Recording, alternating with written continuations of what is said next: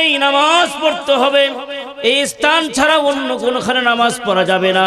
একমাত্র কেবলমাত্র বিশ্ব নবী জনাবে মুহাম্মদ রাসূলুল্লাহ সাল্লাল্লাহু আলাইহি ওয়াসাল্লামের উম্মতের জন্য সারা পৃথিবীর জমিনকে এই নামাজের স্থান বানিয়ে দিয়েছেন। সুবহানাল্লাহ। আরো জোরে বলেন সুবহানাল্লাহ।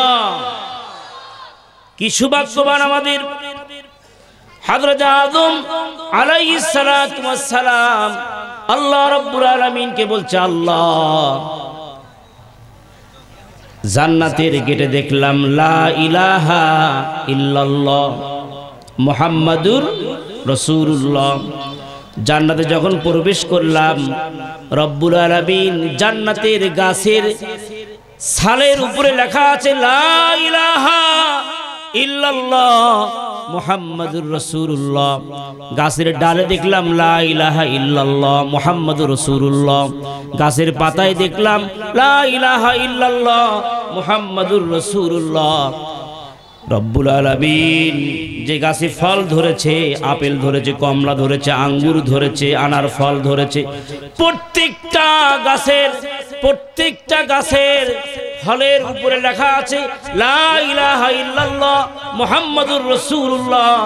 রব্বুল আলামিন আপনি আমাকে যে চেয়ারে বসতে দিয়েছেন, রব্বুল আলামিন যে খাটে আমাকে আপনি বসতে দিয়েছেন, যে প্লেটে করে আমাকে খাবার দেওয়া হয়েছে, প্রত্যেকটা খাটে চেয়ারে কাপের স্টিকার লাগা আছে লা ইলাহা ইল্লাল্লাহ মুহাম্মাদুর রাসূলুল্লাহ।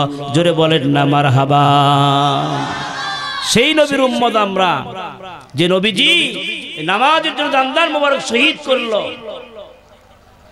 যে নবীজি ইসলামের জন্য, কালেমার জন্য জীবনে শরীর থেকে রক্ত ঝরালো, যে নবীজি সাল্লাল্লাহু আলাইহি ওয়াসাল্লাম উম্মতের জন্য চোখের পানি অঝর নয়ে ফেলাইতে ফেলাইতে দাড়ি মোবারক ভিজায় ফেললো, যে নবীজি নামাজের জন্য বুক ভাসায়া দিল, যে নবীজি অসুস্থ অবস্থায় সাহাবায়ে কেরামদের ঘাড়ের উপরে হাত রেখে পা ওঠে না মসজিদের দিকে রওনা দিলেন, যে নামাজের দৃশ্য দেখে রাসূলের চোখ দিয়ে পানি পড়ে।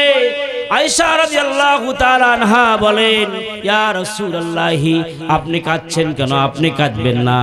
রাসূল কারীম সাল্লাল্লাহু আলাইহি ওয়াসাল্লাম বলেন, আয়েশা আজকের চোখের পানি আমার আনন্দের, আমি ইন্তিকাল করার পরে আমার উম্মতেরা নামাজ ঠিক রাখবে।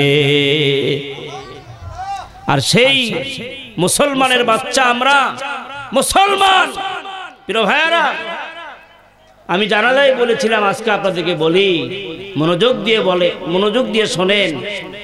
আগামীকালকে ফরিদ সাহেবকে বলতে পারবেন, হিন্দুর মেয়েকে বিবাহ আপনি করেন, খ্রিস্টানের মেয়েকে আপনি বিবাহ করেন, জায়েজ আছে, কিন্তু কোন মুসলমানের বাচ্চা যদি নামাজ না পড়ে তার মেয়েকে বিবাহ করা হারাম।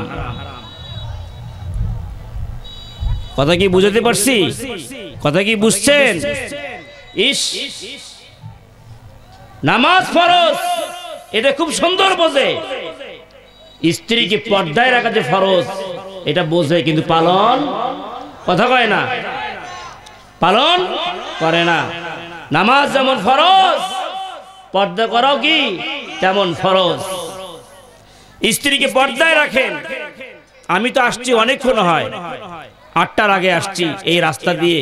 কত মেয়ে, তারা তো মূর্খ না, স্কুলে পড়ে বা কোনো কলেজে পড়ে, তারা বেপরদায় রাস্তা দিয়ে হাঁটতেছে আর তাফসীর মাহফিল শোনার জন্য আসছে। লাভ কি? আল্লাহ পাক বল